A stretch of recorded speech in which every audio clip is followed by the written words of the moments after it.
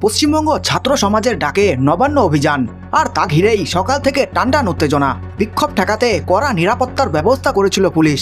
Mobil লাগানো লোহার barricade, লোহার বারের সঙ্গে বাঁশের ব্যারিকেড, কন্টেনার, কিছুই বাদ ছিল না। তারপরেও আরজিকর কাণ্ডের প্রতিবাদে পশ্চিমবঙ্গ ছাত্র সমাজের নবান্ন অভিযান ঘিরে রণক্ষেত্র।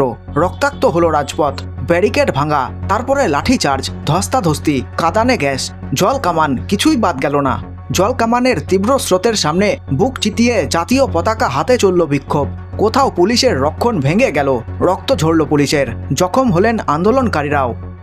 নবান্ন অভিযানে সামিল হতে মঙ্গলবার সকালেই জেলার বিভিন্ন প্রান্ত থেকে বাস ট্রেন ধরে রওনা হন বহু মানুষ। নানা জেলা থেকে শহরে এসেছেন বহু মানুষ। অভিযানে যাতে কোনো অপ্রীতিকর ঘটনা না ঘটে তার জন্য কলকাতার পাশাপাশি নানা জেলায় নজিরবিহীন নিরাপত্তা ব্যবস্থা করে পুলিশ। শুরু হয় নাকা চেকিং। এদিন প্রতিরোধের প্রাচীর গড়ে তুলতে ক্রেন দিয়ে রাস্তা আটকানো হয়, কন্টেনার দিয়ে ঝালাই করে বানানো হয় দৈত্যকার গার্ড রেল, বালির বস্তা ফেলে শক্তপোক্ত করা হয় ব্যারিকেড। দুর্ভেদ্য দুর্গে পরিণত করা হয়েছিল রাজ্যের প্রশাসনিক ভবন, নবান্ন ও তার আশেপাশের এলাকা।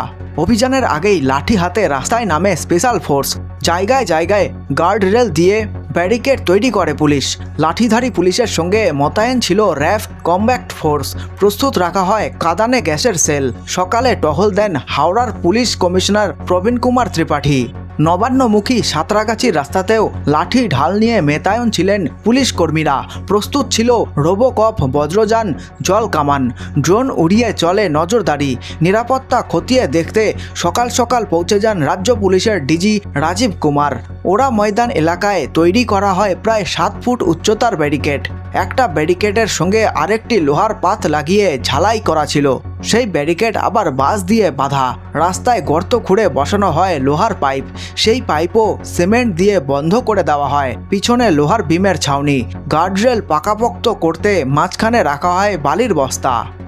এই খবরটি ভালো লেগে থাকলে লাইক করতে পারেন এবং আপনাদের মূল্যবান সময় দেওয়ার জন্য ধন্যবাদ। আপনাদের দিন শুভ হোক।